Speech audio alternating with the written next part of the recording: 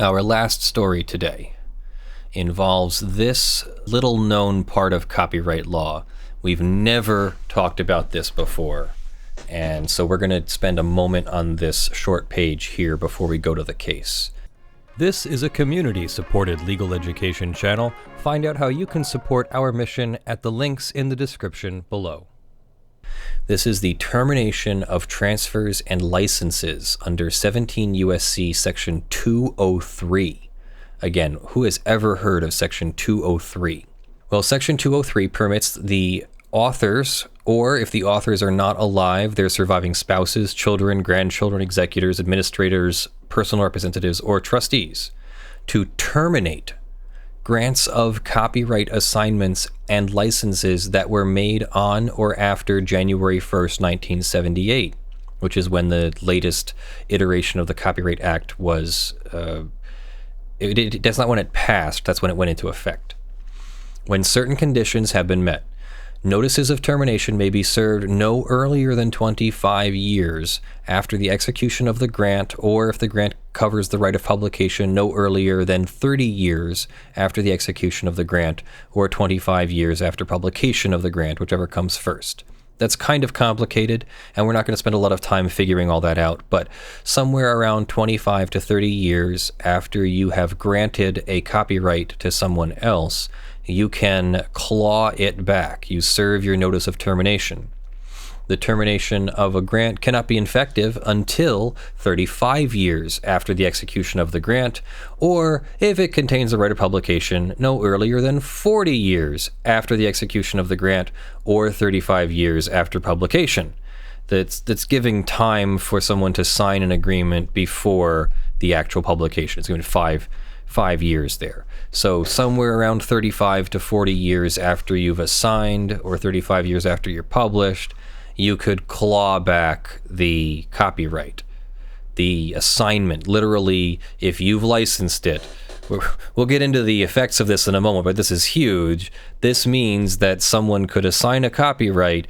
That second company, the assignee, can profit from it for 35 years and then have to give it back. And it wasn't in the original contract. Because notices of termination under Section 203 may be served at their earliest 25 years after the execution of the post-1977 grant. The first date on which any Section 203 notice could be served was January 1st, 2003. Notices of termination must comply in form, content, and manner with requirements in a regulation issued by the Register of Copyrights.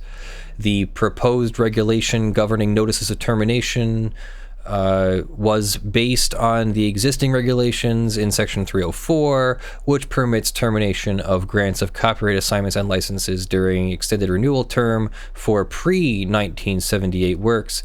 And so this also applies for some pre-1978 works, and authors and other qualified successors having been served notice under Section 304 since 1978. All right, so knowing that, or at least hearing a little bit about that, let's go over to John Waite versus UMG Recordings, and this is a class action complaint for copyright infringement and declaratory relief. John Waite alleges that since the first Copyright Act was enacted in 1790 and the several successive statutes, they've always had a feature that allows a second chance for authors to reclaim copyrights from unwise grants made by authors early in their careers, close to the creation of the works. While the particular features of those laws and the length of the terms and statutory scheme of the terminations involved have changed and evolved, the strong second chance concept has remained. In fact, the very first act, 1790, borrowed that concept from the English Statute of Anne. That theme continued in the acts of 1831, 1870, and 1909. Likewise, Section 203 of the 1976 Act, which went into effect 78, continued the policy with full force. According to the congressional record, the purpose of the statute was to protect authors and their heirs from the unequal bargaining position of authors in dealing with unpublished works because of the impossibility of an author determining his or her work's prior value until it has been exploited. Section 203 provides that authors may terminate grants of copyright ownership 35 years after the initial grant, generally computed from the date of the publication of those works subject to the grant. While the Copyright Act confers upon authors a valuable second chance, the authors of sound recordings in particular who have attempted to avail themselves of this important protection have encountered not only resistance, they have been subject to the stubborn and unfounded disregard of their rights under the law and, in many instances, to willful copyright infringement. Waite, Eli,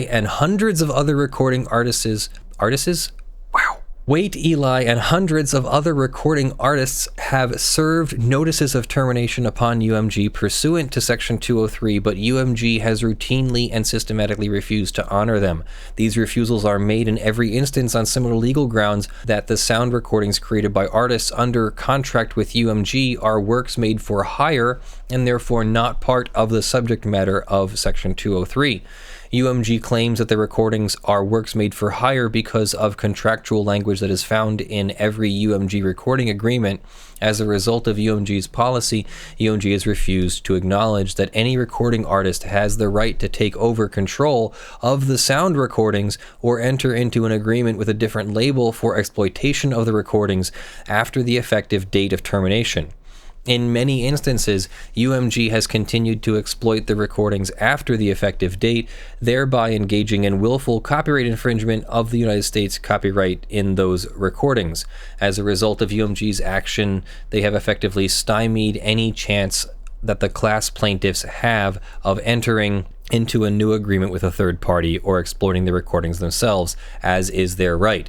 As a result, these actions by UMG have effectively destroyed the very saleability of the post-termination rights in the recordings that the Copyright Act expressly guarantees.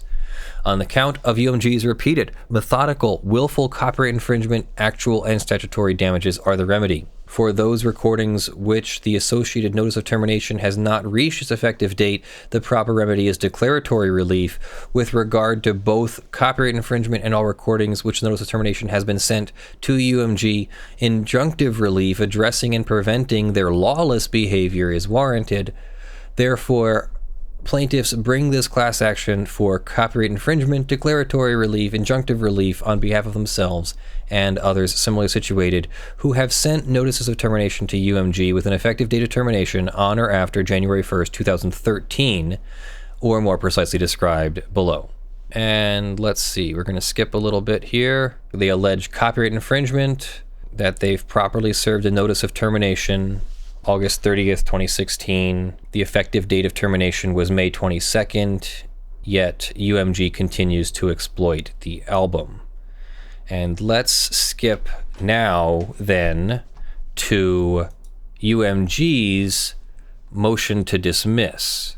This is its memorandum of law in support of its motion to dismiss. It says that the complaint fails to state a claim because plaintiffs cannot terminate grants as to most of the works at issue because they are not the grantors. Okay. The complaint fails to state a claim because a pre-1978 grant is not eligible for termination under 203. Right, we said that was like 304 or something like that. The complaint fails to state a claim because plaintiffs' termination notices are deficient. This matter relates to Section 203, we know that. First, under the plain language of the Copyright Act, only an author who executes a grant, or if deceased, their heirs, may terminate the grant.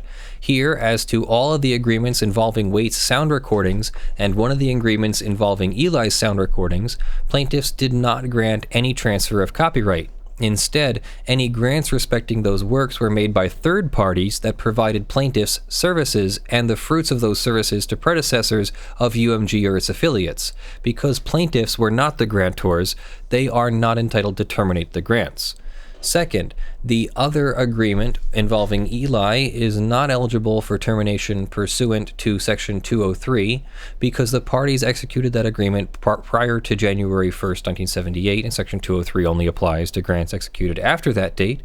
Plaintiff's termination notices, third, do not comply with the statutory and regulatory requirements, making them invalid and ineffective, and copyright has a 3-year statute of limitations on plaintiff's claims, which bars a challenge of ownership fundamentally of all works at issue, and the challenge was ripe decades ago, and the moment the agreements governed the creation of ownership was the effective date of the works being signed is the effective date for that challenge. So 3 years expired a long time ago.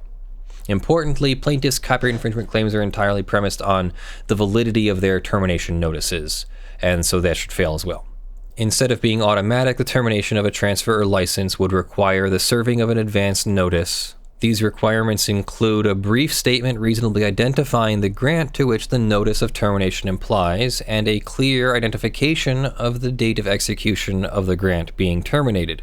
Moreover, the regulation requires that this information be clearly identified by a complete and unambiguous statement of facts in the notice itself, without incorporating by reference of other information in other documents or records.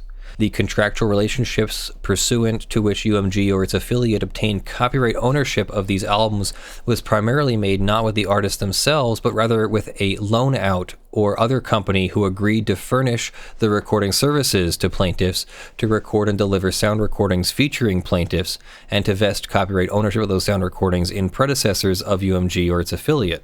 By a letter to UMG dated April 20th, 2015, and sent to plaintiff's counsel, Waite purported to terminate his copyright grants with respect to Ignition, No Breaks, and Mask of Smiles. Then he did again on December 15th, Honky Tonk Masquerade, Down the Drag, Live Shots, and Musta Nada Gotta Lotta.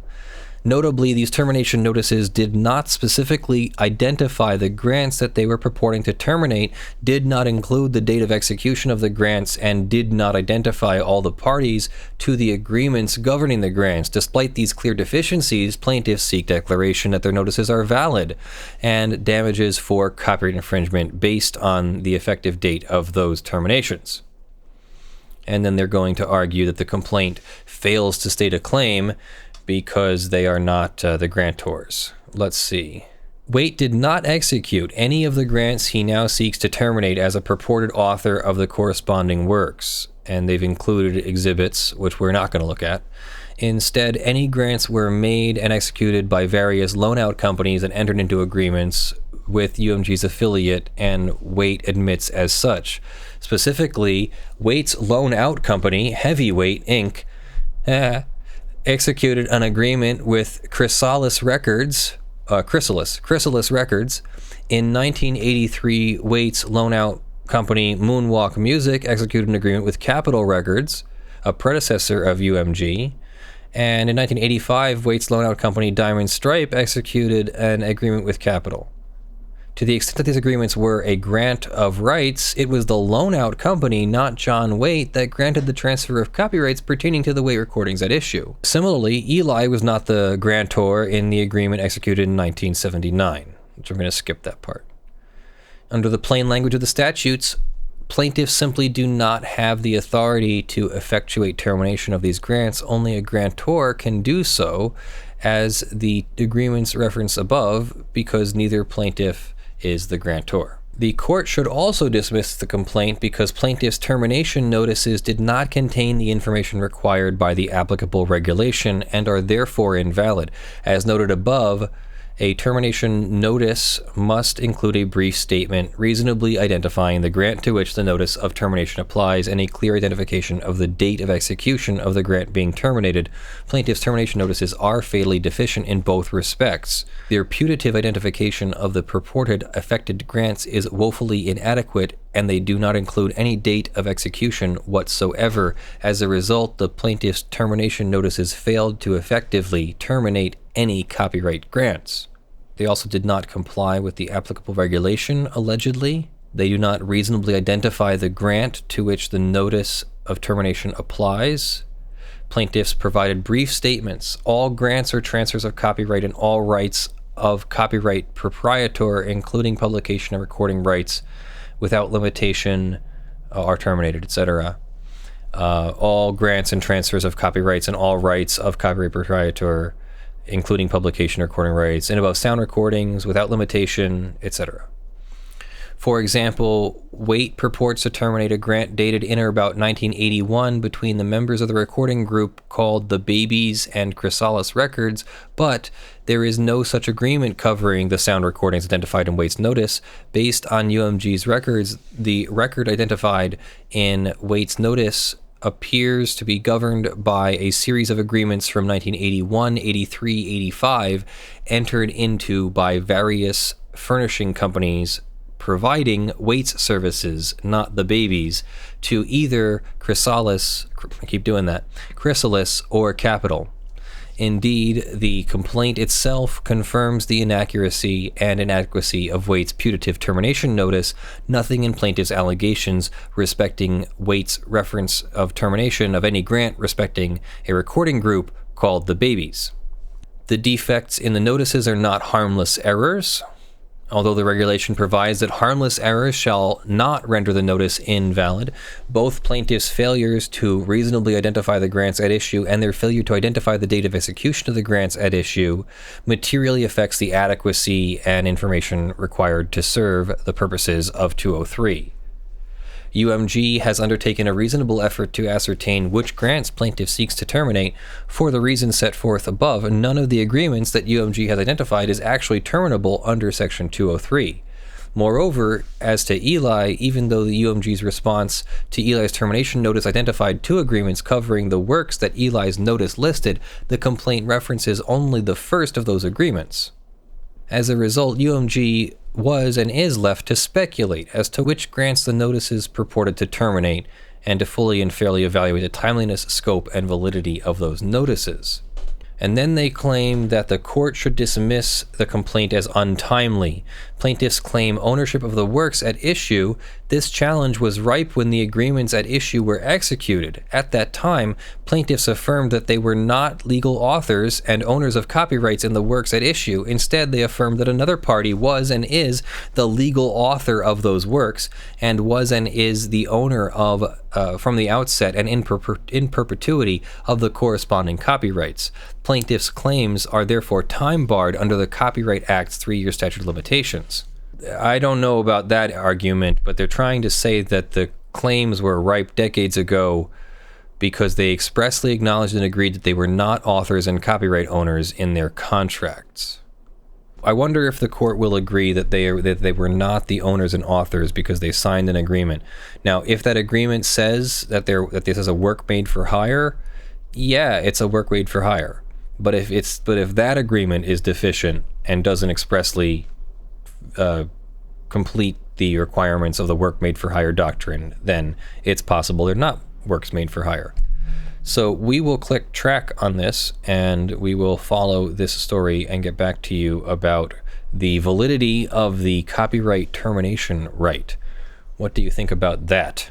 Let us know in the comments below. I sort of have a question about the statute of limitations in terms of it being 3 years for copyright. Mm-hmm. Is it 3 years from the point that it's infringing, from the point that you find out that there's an infringement, or like what happens if someone is continuously infringing? So presume for a second that UMG does not have the copyrights. They are continually profiting off of the sale of an album that they don't have the rights to. So you'd have a continuously renewing statute of limitations then. So every act of infringement would be a newly actionable infringement. However, you'd also be rolling off, 3 years ago, and one day would be the first claims that are rolling off now, and you can't sue. This question is a big deal. When does your statute of limitations accrue, or when does it start running? Are big questions. And if you discover infringement today from 10 years ago, can you sue because you just discovered it today? Probably not. What if the infringer took steps to conceal the infringement so that you wouldn't discover it for 10 years? Well, now you're closer to being able to sue because you wouldn't have discovered it. However, if it was blatantly out in the open, you should have discovered it, or someone, or you didn't care or something. So that changes. It depends on the facts and circumstances of it. If you truly didn't discover something that was out in the open, then that's more or less on you. It didn't damage you very much. Right. Yeah, it didn't damage you very much then, so there's not much remedy. But imagine a scenario where I can steal something from you, but you won't discover it for 10 years. Let's say you've asked me to store something for you for 10 years. You've asked me to store $1 million in a garage. I don't know, maybe, forgetting whether or not it's legal for me to store money for you. I'm not a bank. But let's say I'm holding on to $1 million for you for 10 years, and the statute of limitations on theft is only 4 years. So I can go and spend all of your money, and as long as 4 years elapses before you catch me, you can't sue me for stealing your $1 million. No. You were supposed to hold on to it for 10 years. I just discovered the fraud now because you kept it from me. If I had discovered it back in the beginning, yeah, it would have started then. Well, as a lawyer, as legal counsel, you're able to store money for people. You're in a unique position to do right. I guess I just meant like $1 million is a lot of money to store for somebody. I have no idea if you're allowed to do that. In general, for the layman, for the average Joe, yeah. All right, so that is our show, everyone. Thank you for joining us for this spring episode of the Lawful Masses Legal Education Show, educating you, my lawful masses. This is a community-supported channel. Thank you very much for your support on patreon.com/ljfrench and sponsors.org/u/lawfulmasses. It'll be on your screen. Thank you very much to our May 2019 supporters at the $50 level. Thank you very much to John Steele, Gavin Barnard, Eevi, Andy, Kyle Mudrak, Verement, Tayne, Michael Pearce, Terry Crisp, Richard Fournier, Spirit Bear, Jan Negrey, Daniel Perez, Snorre Wisotzky, allquixotic, and Aspernari. Thank you very much for your support, and thank you very much to the $5 plus supporters who are scrolling on the LED panel behind me. And there you go, $5 plus supporters right there. And we'll be scrolling on the crawl at the end of this video. So, love you all. Let's bring Nico back to help us with this absolutely atrocious outro. Hup. Jeez. Come here, my boy. That's okay. We're gonna cut up the outro. What a go, boy. What a go, boy. You want another one? We're supposed to be making you more skinny because you're a few pounds overweight, Mr. Dog. That's impressive considering how much exercise they get. Yeah. It was the year of sedentariness because... All right. Nico's like, don't body shame me. Don't body shame me. Yeah, exactly.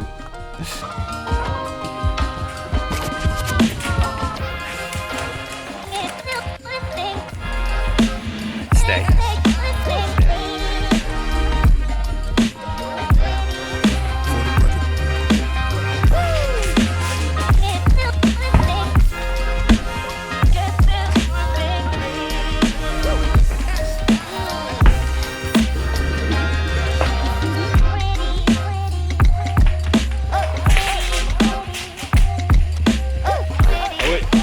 It doesn't pop! It doesn't pop! There we go. Go back and forth.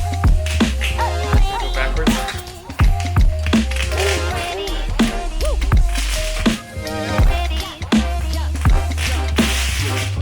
Only if I wiggle back and forth. Because it distributes the carpet distributes it even better.